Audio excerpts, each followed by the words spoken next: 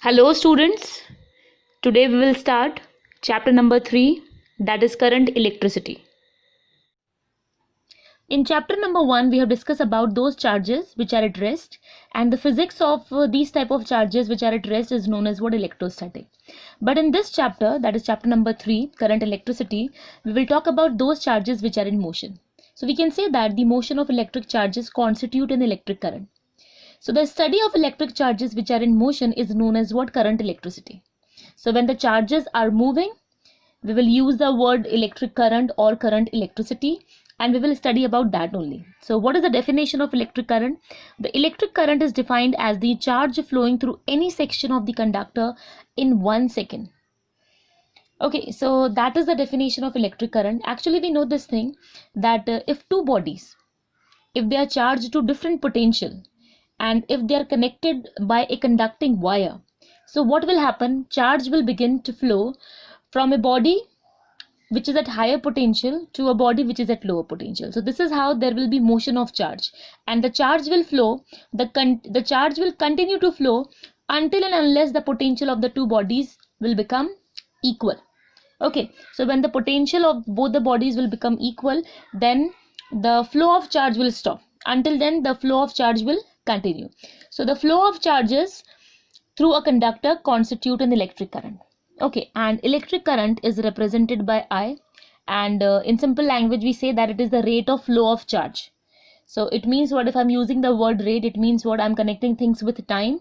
So if I want to write a formula for current, so how I will write it? I is equals to Q by T. So where I is electric current and Q is charge which is flowing, and T is the time. Okay, so this is what I is equals to Q by T, which says that the Q is the charge that flows through the given area in time T. Here in bracket it is written that if the rate of flow of charge is steady. Okay, what does that mean? It means that the rate of flow of charge does not change with the time. Then directly what we can write? I is equals to Q by T. But if the rate of flow of charge varies with the time, if it changes with the time, so instead of writing Q by T, we are supposed to write I is equals to dQ by dt.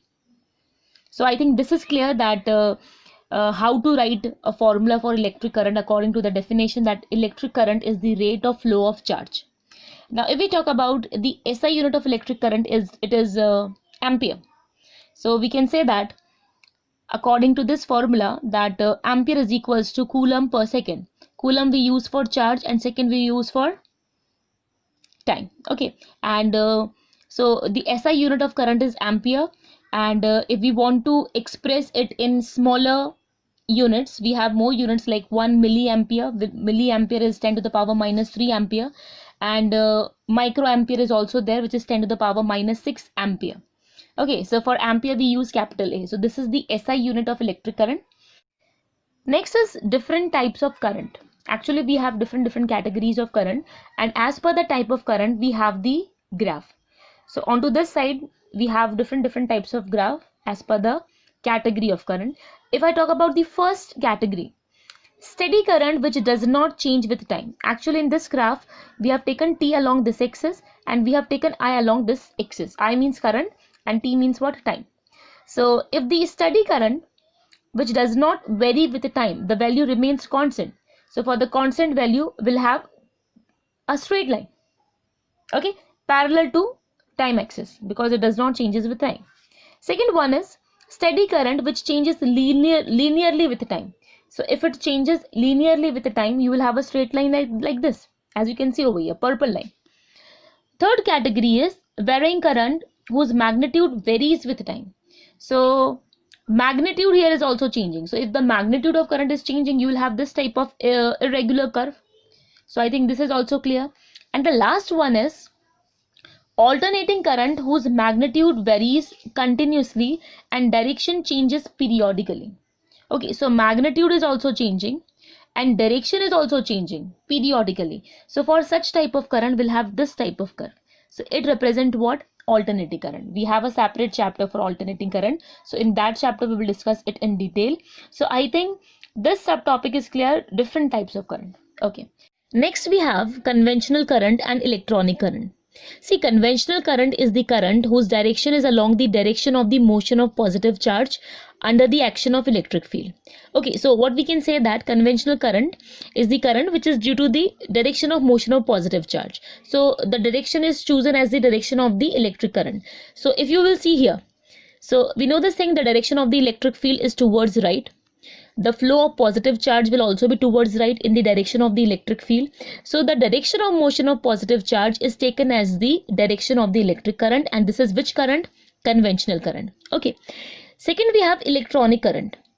Okay, so electronic current is the current whose direction is along the direction of the motion of electrons. If you will see here, negative side is here, positive side is here. So in which direction electrons will move? In this direction. So this direction denotes the direction of the electronic current, and electronic current is due to the motion of negative charges, that is electrons. So now here we can see that electric current, the direction of electric current is in this direction towards right, but the direction of electric current, or we can say that the direction of the conventional current will be in this direction from positive to negative. So what we can conclude that the direction of conventional current and the direction of electric current is opposite to each other. And one more thing we have to remember, that conventional current means we are talking about positive charge, and electronic current means we are talking about electrons, as they both will move in opposite direction. So the direction of conventional current and electronic current will be opposite to each other. I think this thing is clear. Now next we have drift velocity and current. Okay, so we need to discuss about the mechanism of the flow of electric charges in a metallic conductor. Okay, now here in this diagram you can see that a conductor is there whose length is L and whose area of cross section is A, and it is connected by a battery. This is the positive terminal and this is the negative terminal. Okay, so we know this thing, the direction of the electric current is from positive to negative. So this these arrows, these green arrows, they indicates what? The direction of the electric current, that is I. Okay, and the direction of the electric field will also be towards right, because this is positive, this is negative. So the direction of the electric field will be from positive to negative.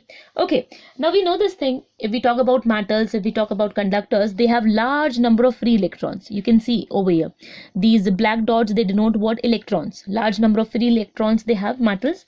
Now suppose initially this conductor is not connected by this battery. So if battery will not be there, so what will happen? There will be no electric field. So what we can say that in the absence of electric field, these electrons, they are in a state of continuous random motion due to thermal energy. They have their thermal energy, and because of this thermal energy, they move with some thermal velocity. Okay, but however, these thermal velocities are distributed randomly in all the direction. There is no specific direction of motion. Or we can say that on an average, the number of electrons traveling in one direction will be equal to the number of electrons traveling in the opposite direction. So overall, what we can say that the average thermal velocity of electrons will be 0. I think this thing is clear. They do not move in a specific direction. If a few electrons are moving in this direction, the same number of electrons might be moving in this direction. So on an average, the average velocity of electrons in the absence of the electric field will be 0. So we can say that there is no net flow of charge in any direction. So I think this thing is clear, that what will happen if no electric field is there in that conductor. Now suppose we have connected this conductor with a battery. So what will happen? There will be existence of electric field. So in the presence of electric field, each electron will experience a force equals to how much? Minus EE. Okay, and it will be in the direction of the electric field, and because of this force, they will undergo an acceleration. Okay, so it means what? Each and every electron will experience acceleration. Okay, now we know this thing, as these electrons accelerate, they collide with the positive metallic ions, because when these electrons are detached from their atoms, what will happen? What will be left? Ions will be left. Now as they are experiencing force in this direction, so during their motion in this particular direction, what they will do? They will collide with the metallic ions or the other electrons of the metal, and what we can say that between two collision, an electron gains a velocity in a direction opposite to the electric field. However, the gain in velocity, it lasts for a short period of time and it is lost in the next collision. Again it will collide, again it will gain velocity, but again it will collide. So what will happen? Again it will lose its velocity. So at each collision, the electron starts with a fresh random thermal velocity. So I think this thing is clear that as they are experiencing the force, as they are accelerated, they will gain velocity, but this gain in velocity will be lost in the next collision, and this will continue. So I think this thing is clear. Now, so what is written over here? Drift velocity is defined as the velocity with which the free electrons get drifted towards the positive terminal under the effect of the applied electric field. So the velocity with which, the velocity acquired by the electrons when they experience the force due to electric field, so that velocity is known as what? That average velocity is known as what? Drift velocity, and it is denoted by Vd. So Vd is equals to a tau, but we need to prove it directly. It is written over here that Vd is equals to a tau, but we need to prove it. So what is Vd? It is the average velocity gained by the free electrons in the opposite direction of the externally applied electric field. Now we need to prove this, that how Vd is equals to a tau. Now what is a over here? A is acceleration and tau is relaxation time. So we need to discuss relaxation time also. So but before that we will derive this, that how Vd is equals to a tau. Okay. Suppose okay, this is an electron. This is an electron. Okay. Now this electron will move in this direction because of the presence of electric field. Suppose electric field is in this direction. So this is the direction of the electric field. So this electron will experience force in this direction. Okay. Now suppose here a metallic ion is there, an ion is there. Okay. So when this electron will move in this direction because of the force experienced by it because of this electric field, so this electron will move like this, but it will collide with this ion. Okay. And because of this collision, then it will move in this direction. Okay. And suppose one more ion is there, so again it will collide. Then suppose it moves in this direction and this goes on. So in this way the electron move in the opposite direction. Continuously it collides with the ions or with the other electrons of the metal and they move. Now the thing is that when this electron move, it accelerate, it gain velocity, but because of this collision it lose the gain velocity. Okay. Then again from here it start with a new velocity. Again it get accelerated. Acceleration will be there. It will again gain a new velocity. But at this collision again it will lose this velocity. Then again from here it will start a new fresh velocity. Again it will accelerate. Again there will be increase in velocity. But whatever is the gain in velocity, again that gain in velocity will be lost in the next collision. So this is happening. This is the mechanism of the motion of the free electrons in the conductor when an external electric field is applied. So I think this thing is clear. Okay.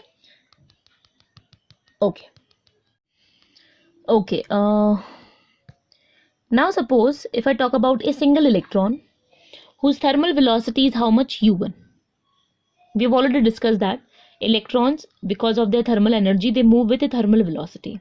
So if I talk about a single electron, simply what I am considering that what is the thermal velocity of that single electron is how much? U1. It accelerate. It will definitely accelerate because it is placed in the presence of an electric field, so it will accelerate. And suppose it accelerate for time tau 1. What is tau 1? It is the time before it suffers next collision. Okay. So now how much will be the velocity acquired by that electron? Simply we need to write that. See, u1 is the thermal velocity, tau 1 is the time, and acceleration is a. So what will be the, let us suppose that v1 is the velocity gained by that electron. So according to equation of motion, first equation of motion, we can write that v1 is equals to u1 plus a tau 1. So I think this thing is clear. So this much will be the gain in velocity, and we know this thing as it will suffer the next collision, this velocity will be gone. It will lose this velocity. So this I have written for one electron. In a similar way, we can write the velocities of other electrons too, okay, by using the same method. So for the second electron, it will be how much? V2 is equals to U2 plus A tau 2. V3 is equals to U3 plus A tau 3. See, acceleration will be A only. Why acceleration will be A only? Because we know that what is acceleration? Acceleration is force upon mass, according to Newton's second law of motion. Now, you just tell me one thing. How much is the force experienced by a single electron? It is minus E into E in the direction opposite to the electric field upon M. So in place of F, what I have written? Minus E into E upon M. Now we know this thing. E is constant, M is constant, and all the electrons, they experience the same electric field E. So A will be constant only. One second. So A will be constant only. So that's why, though we are writing the gain in velocity for different electrons, but this A will remain as it is. Only what will change? This V will change, this U will change, and this relaxation time tau will change. And what is relaxation time? The time which elapses between two successive collision of an electron. The time between two successive collision of an electron is known as what? Relaxation time. So for the one electron, it is tau 1. For the second electron, it will be tau 2, and so on. So I think this thing is clear. So now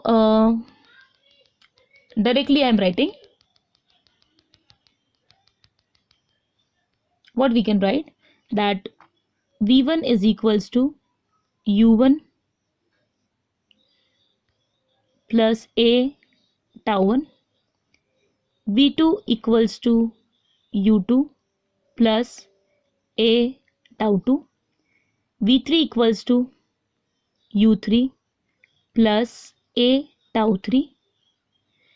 Similarly, we can write for Vn. So it will be, if n number of electrons are there, so we can write Vn also. It will be Un plus A tau n. Capital N will come. Okay. Now, if we want to calculate the average velocity, so how we can calculate the average velocity? The average velocity will be sum of all these velocities divided by the number of electrons. So what we can write, let me change the color. Let's take blue. What we can write, the average velocity is represented by what? Vd. So it will be how much?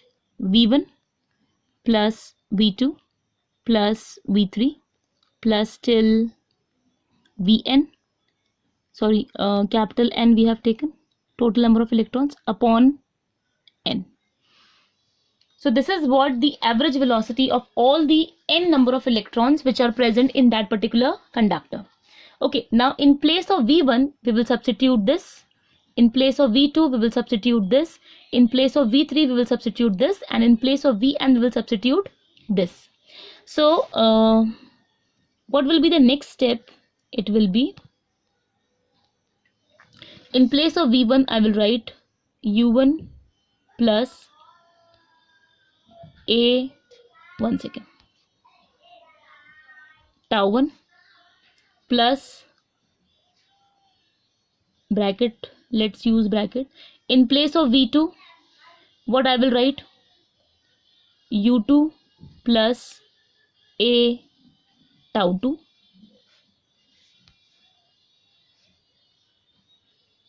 plus, so on I am writing, upon N.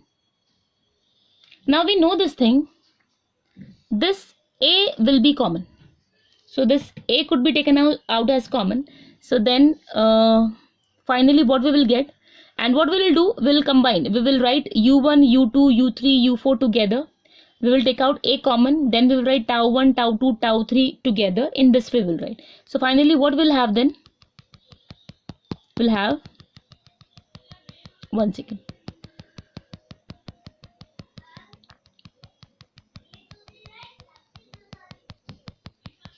So finally we'll have Vd equals to U1 plus U2 plus Un upon N Okay, plus A will be taken as common, so A will be out of the bracket, and then we'll have tau 1 plus tau 2 plus so on upon n. So I think this thing is clear. Now, what is the value of this? This is the average thermal velocity, and which we have already discussed that the average thermal velocity of electrons will be 0. So the next step will be Vd equals to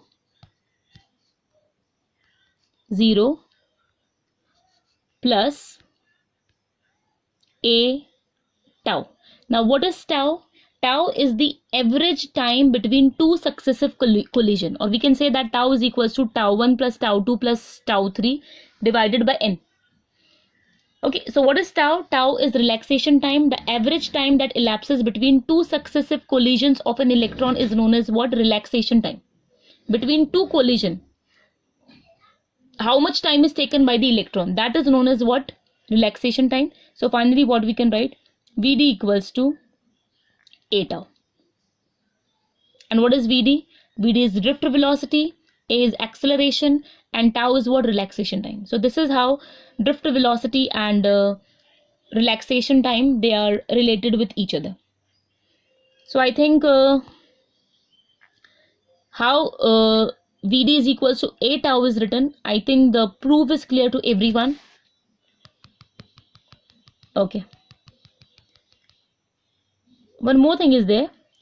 Okay, now I think second one is very easy. Like what they have written, Vd is equals to minus Ee upon m tau. Actually, what is acceleration? We have already written force upon m. What is force? How much is force? E into E. So finally what we'll have in place of A, what we can write? E upon m tau. So this is written. I can show you.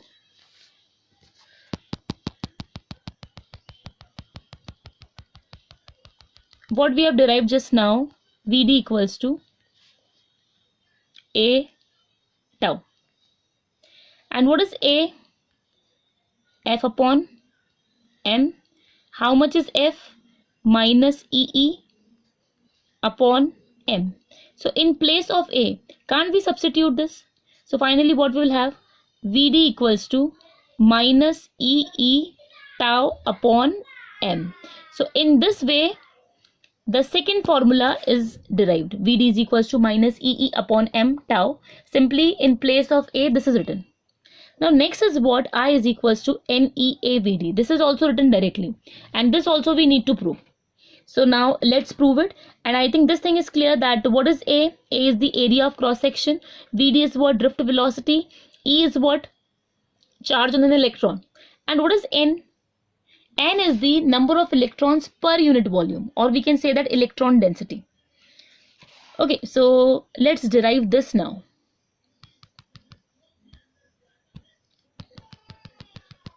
Okay, so we'll start like this. Now what I've told you, that what is N? What is N? Yellow is not visible. Let's take blue only. What is N? Number of electrons per unit volume. Number of, one second. Number of electrons per, one second, per unit volume. Fine. Okay. Now if N is number of electrons per unit volume, and if I want to write number of electrons in L length of the conductor, how I can write?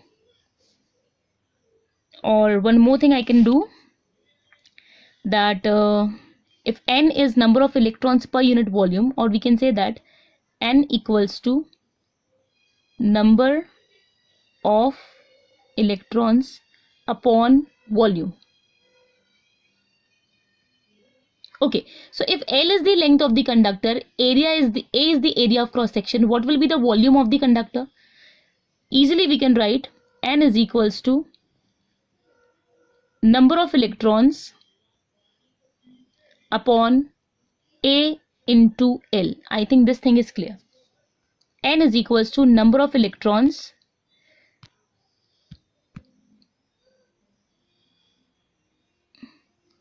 per unit volume. I think this is clear. So now if I want to write that how many number of electrons are there in that conductor, simply I will shift this Al that side. So it will be N into A into L. So I think this thing is clear. Okay, so finally what I can write, I can write this, that number of electrons in that conductor is N into A into L. Now if number of electrons are these many, N into A into L, what will be the total charge on these electrons? Yeah, what is the total charge contained by that conductor? It will be Q is equals to Ne according to quantization of charge. So N is how much? How many total number of electrons are there? N into A into L. So what will be the charge? Q equals to N A L E. So this is what Q. So what we have taken out, Q is equals to N into A into L into E. Now the thing is that if I want to write an expression for T, T is what time? Okay, so we know a very simple formula that distance is equals to speed into time. So how much is time? Distance upon speed. So how much is distance by the electron when it moves from one end of the conductor to the another? Equals to the length of the conductor. Okay, so in place of distance what I will write? L. And what is the velocity of the electron when it moves from one end of the conductor to the another end? It is the drift velocity, that is Vd. So I think this thing is also clear. Simply we have written time is equals to distance upon speed. Distance traveled by the electron or the electrons will be how much? Equal to the length of the conductor. So L is written. And what is the velocity? With which velocity they move from one end of the conductor to another? It is equals to drift velocity. So this we have written, T is equals to L upon Vd. Now we know this thing. What is I? I is equals to Q by T. And Q we have written and T we have written. So in place of Q we will write this, and in place of T we will write this. I think this thing is clear. Okay, so when we will substitute all these things in place of Q, in place of T, what we will get, that we will discuss now. So finally, now what we will have, I equals to Q by T we are using. So I is equals to, what is Q? N A L E. How much is T? T is L upon Vd. So this L and L will get cancelled. This Vd will go in numerator. So finally what we'll have, I equals to N A E Vd. And this we have derived. The third formula, I is equals to NEAVD. So I think this thing is clear, that how we have derived this particular formula for current and with respect to drift velocity. So what we can say that from here, because N is constant for this conductor, E is constant, A is constant. So we can say that I is directly proportional to Vd, or we can say that current is directly proportional to what? Drift velocity. More is the drift velocity, more will be the current. So I think all the terminology is clear, that Vd is drift velocity, A is acceleration, tau is relaxation time, E is the electric field, E is electronic charge, m is mass of electron, n is number density of electron, number of electrons per unit volume, L is length of the conductor, and A is area of cross section. So I hope this thing is clear to everyone.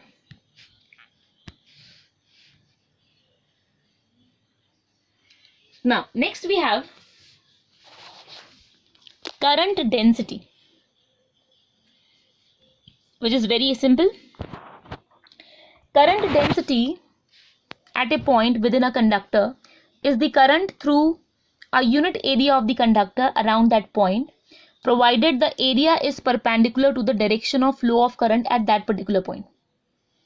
So we can say that what is current density? Current flowing per unit area. Okay. Simply we can say that J is equals to I upon A. And what is written over here, that the area is perpendicular to the direction of the flow of current. Suppose, one second. Suppose this is the conductor and this is the direction of the flow of current. So this they are saying that if the area is placed perpendicular to the direction of the flow of conductor, so the current flowing per unit area is known as what? Current density. And we have already derived that what is I. I is NEAVD A. So A and A will get cancelled. So finally what we can write? NEVD. Okay. So I think this is clear that what is current density. Okay. And if I will talk about the area vector, which we have already discussed, that what is area vector. And so in this case, if I want to draw that area vector, it will also be perpendicular. It means right now A and I, they are in the same direction. They are in the same direction.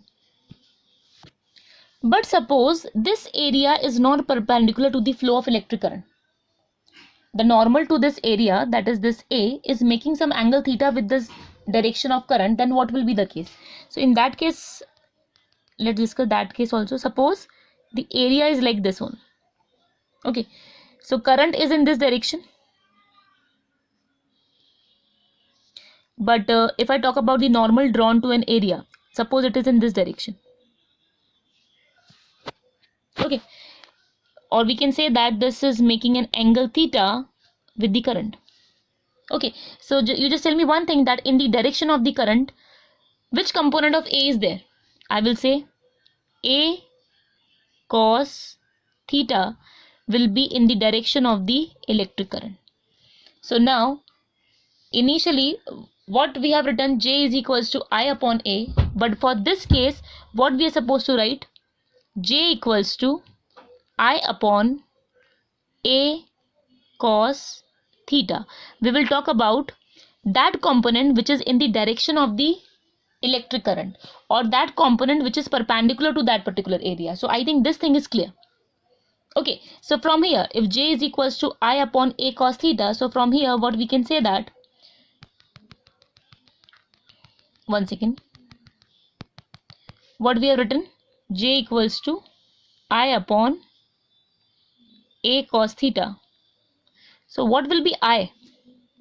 I will be J A cos theta, or we can say that I equals to J dot A.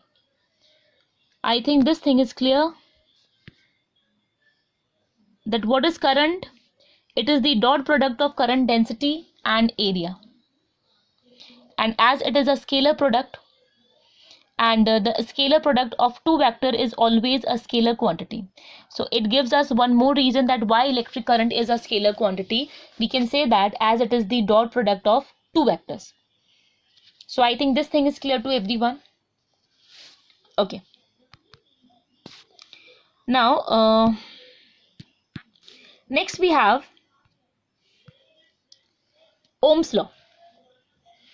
Okay, what is the statement of Ohm's law? The electric current flowing through a conductor is directly proportional to the potential difference across the two ends of the conductors when physical conditions such as temperature, mechanical strain remains the same, etc. Actually, if you will see this diagram, this is a conductor and it is connected to a battery whose potential difference is how much V, and I is the current flowing through this conductor. Ohm's law gives us the relation between current and the potential difference. It says that the current which is flowing through this conductor is directly proportional to the potential difference applied across the two ends of the conductor. It means what? If you will increase V, I will also increase. If you will decrease V, I will also decrease. They are directly proportional to each other. So this is the relation of potential difference and current with each other, and it is given by whom? By Ohms. So the full name is George Simon Ohm, and he has derived a relationship between electric current and potential difference in the year 1828. And this relation is known as what? Ohm's law. So we can say that both these quantities, we can say that I and V, they are directly proportional to each other. So we can say that I is directly proportional to V, or we can say this thing also, that V is directly proportional to I. Okay, so if you will increase one thing, the other will automatically increase because they are directly proportional to each other. Now if you will remove this constant, sorry, if you will remove this proportionality sign, you will have a constant, and that constant is how much? R. So V is equals to Ri. We have derived, or the relation, or the V is equals to Ri, it came out from which law? Ohm's law. And what is the condition? Condition is that the physical condition should remain same. It should not change, like temperature should not change, or strain and all things should not change. Okay, so in that case, this Ohm's law is valid. Okay, so V is equals to Ri, and if we want to plot a graph between V and I, so we know this thing, they are directly proportional to each other. So it's very simple that a straight line you will get. So the graph between potential difference V, which is applied across a conductor, to the current I flowing through it, is a straight line. Now what is R over here? R is resistance. And what is resistance? Resistance of a conductor, it is a property which opposes the flow of charges through it. Okay, so this is the property, and it opposes the charges, it opposes the current. That is what resistance. So I think definition is also written. The resistance of the conductor is the opposition offered by the conductor to the flow of electric current through it. Now we know this thing, that when electron move from one part of the conductor to the another part of the conductor, they experience force, and they move with that force, but they also experience collision, they collide. So that collision is only what? Resistance. So what is the reason behind resistance? The collision of the electrons with the metallic ions, or the electrons, or the other electrons of the same matter. So this opposition is known as what? Resistance, and it is represented by capital R. And from Ohm's law, how we can write it? R is equals to V upon I. So we can say that, according to this, we can say that it is the ratio of the potential difference applied across the conductor to the current flowing through it. So R is equals to V upon I. Now if we talk about the SI unit of resistance, the SI unit of resistance is ohm. We call it what? Ohm. OHM, ohm. And now we know this thing. Just a second. Ohm. The symbol is like this. Now for potential difference, we know this thing, it is V, that is volt. For I, it is ampere. And if I want to define 1 ohm, I will make everything equals to 1. So how we can define resistance of 1 ohm? We can say that the resistance of a conductor is said to be 1 ohm if a current of 1 ampere flows through it on applying a potential difference of 1 volt across its end. So this is the definition of what? 1 ohm. And one more thing, that any material which has some resistance is known as what? Resistor. So whenever we use the word resistor, it should be in your mind that what is a resistor? Anything, any material which has some resistance, which offer opposition to the flow of current, is known as what? A resistor. Now resistance in terms of physical features of the conductor. If we talk about the physical features of the conductor, like if we talk about the geometrical dimensions of the conductor, how resistance depends on them, that we need to discuss now. So we know this thing, I is equals to NEAVD, which we have already derived. Now we have derived one more thing as well, that what is VD? VD is EE upon M into tau. So in second step, in place of VD, simply VD is replaced by this. So finally we have I is equals to NEA as it is, and in place of VD we have EE upon M into tau.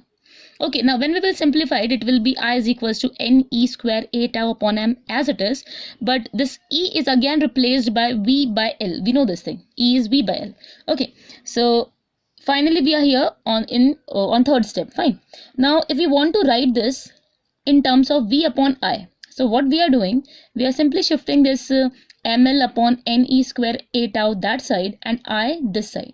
So we'll have V upon I is equals to ml upon ne square a tau. Now from Ohm's law, we know this thing. What is V by I? It is resistance. So in place of V by I, R is written over here in this step. So we have R is equals to M upon NE square tau L upon A. Now we know this thing for a conductor. This is constant. If we talk about this, like M upon NE square tau, or if we want to know the dependence of resistance on the dimensions of the conductor, so in that case, how we can understand things. Okay, so now this particular step, from this particular step, what we can say that R is directly proportional to L and R is inversely proportional to A. And all these things are constant, and in place of it, simply all these things could be replaced by rho. Okay, so in one more way I can explain you this thing. Okay, actually R is directly proportional to L and R is inversely proportional to A. So this equation 1 and this equation 2, if you will combine them together, what we will have? R is directly proportional to L by A. Okay, and when you remove this proportionality sign, you will have a constant, and that constant is rho. R is equals to rho L by A. And from here, if you compare this equation by this equation, then you will come to know that what is rho? Rho is M upon NE square tau. So I think this thing is clear. So first of all, this should be clear in your mind that R is directly proportional to L. What does it mean? That if you increase the length of the conductor, resistance will also increase, and R is inversely proportional to A. What does that mean? That if you will increase the area of the conductor, resistance will decrease because they are inversely proportional to each other. So from here we get one constant, and that constant is known as what? Resistivity or specific resistance. Okay, so now what is written over here? That resistance, it is directly proportional to length, inversely proportional to cross-sectional area of the conductor, and it depends on the nature of the material, because here we are talking about resistivity or a specific resistance, and which is only due to the nature of the material of which that conductor is made up of. Okay, here in resistivity we never talk about the dimensions of the conductor. We always talk about the nature of material of the conductor. If it changes, if the nature of material of the conductor changes, what will change? The resistivity of that particular conductor will change. Okay, so resistivity depends upon nature of material and not on the geometrical dimensions of the conductor. So I think this thing is clear. Okay, like if we are talking about copper and if we are talking about nichrome, they will have different resistivity. But if you are talking about two copper wires, one is 2 meter of length, the another one is 1 meter of length, then resistivity will be same because both are of copper. So the nature of material is same. What is different? The dimension is different. So resistance will change in this particular case. Resistivity will remain constant. So I think this thing is clear that what is the difference between resistivity and resistance? Okay, so from here we can say that what is rho? Rho is, from here if we will write, rho is R A by L. And if we want to write the unit of resistivity, what it will be? It will be from here ohm meter square upon meter. So 1 meter and 1 meter will get cancelled. So finally what will be the SI unit of resistivity? It will be ohm meter. So the SI unit of resistance is ohm, but the SI unit of resistivity is how much? Ohm meter. And we can also say that resistivity and R, they are same, but there is one condition. See, from here rho is equals to R A by L, and if I say A is equals to 1 meter square and L equals to 1 meter. If A is 1, L is 1, then in that case rho is equals to R. So resistivity is equals to resistance of a conductor whose area is how much? 1 meter square, and whose length is how much? 1 meter. So I think this thing is clear that what is resistance, how resistance depends upon the physical features of the conductor, and what is resistivity and what is its SI unit.